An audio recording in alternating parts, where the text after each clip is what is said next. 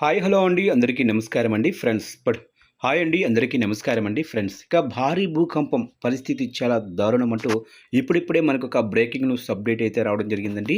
అయితే ఇందుకు సంబంధించిన వివరాలు అయితే వీడియోలో తెలుసుకుందామండి. ఎక్కడ ఏంటి అనేది క్లారిటీగా తెలుసుకుందామండి. వీడియో పూర్తి వరకు చూడండి ఫ్రెండ్స్, అప్పుడే మనకి పూర్తి సమాచారం అయితే తెలుస్తుంది. లేట్ చేయకుండా టాపిక్లోకి వెళ్ళిపోదాము. ఇక కొలంబియా పశ్చిమ ప్రాంతంలో సోమవారం 7.4 తీవ్రతతో రెక్టర్ స్కేలుపై భారీ భూకంపం సంభవించింది. కిబ్డో, పెరెయిరా, కాలి సహా పలు నగరాల్లో తీవ్ర నష్టం వాటిల్లింది.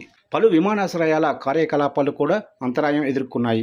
ఈ ప్రకంపనలు రాజధాని బొగోటాతో పాటు పొరుగు దేశాలైన వెనిజులా, ఈక్వడార్ వరకు సంభవించాయి. ఈ భూకంపం కొలంబియా పశ్చిమ ప్రాంతమంతటా తీవ్ర నష్టం సృష్టించింది. దాదాపుగా 20 మంది మరణించారు. పెరెయిరాలో 18 మంది మరణించినట్లు ఆ నగర మేయర్ తెలిపారు. ఇక మణిజేలస్లో 2 మరణించినట్లు అక్కడ మేయర్ బ్లూ రేడియోకు తెలిపారు. ఖాళీలో 20 భవనాలు కూలిపోయాయి. వాటిలో ప్రజలు చిక్కుకుపోయినట్లు నగర మేయర్ తెలిపారు. పెరెయిరా, మణిజేలస్, కిబ్డో, ఆర్మేనియా, కార్టాగో, బ్యూనావెంచురా విమానాశ్రయంలో కూడా నష్టం నమోదైంది.